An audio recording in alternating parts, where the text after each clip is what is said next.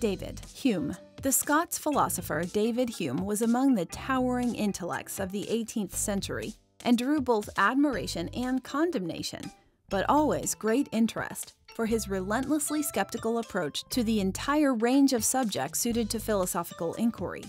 As an epistemologist, he seems strikingly modern, arguing that personal identity itself is a kind of fiction because there is, in fact, no permanent self that is continuous through time. In examining common-sense notions of causality, he argued that our concept of cause and effect is not the product of observation, but of unexamined habits of thinking. Moreover, he rejected reason as a reliable guide to reality and truth because reason is inherently contradictory.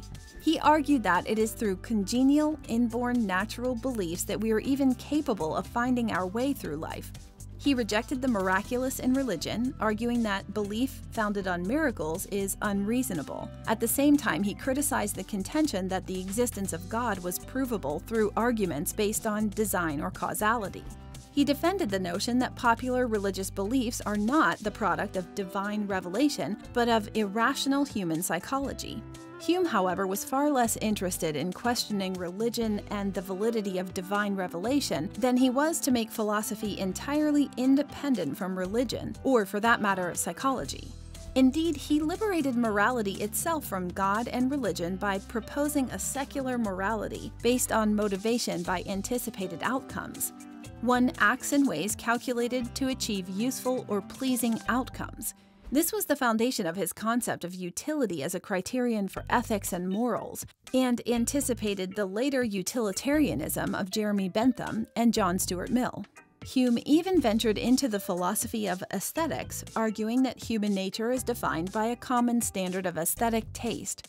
And although he was an intellectual progressive, Hume's political philosophy embraced the conservative view that governments are best run by strong monarchs. David Hume was born on April 26, 1711 in Edinburgh, Scotland. A prodigy, he enrolled at Edinburgh University when he was just 12. Are you a philosophy student, or just have a general interest in philosophy? Since ancient times, brilliant philosophical teachings and dialogues taught by great luminous minds have deeply elevated the way we think and live. The Complete Philosophy Primer is a comprehensive, organized, easy-to-read, and all-encompassing guide specifically written for students in their first college-level philosophy course, as well as anyone with an interest in philosophy. With this jam-packed philosophical guide, you will optimize your knowledge in philosophy, logic, ethics, its history, and branches.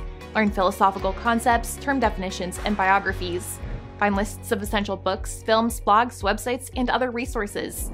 Improve your writing skills, learn how to argue effectively, and most of all, learn how to be a better student. Order your copy today to philosophize your mind and illuminate your wisdom.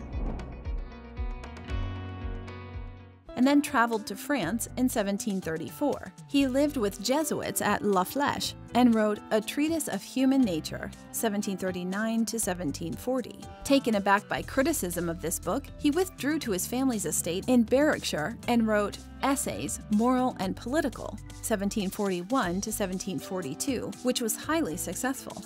Hume served as judge advocate to General James Sinclair on a diplomatic mission to France in 1746, and then traveled with his entourage to Vienna and Turin during 1748 to 1749.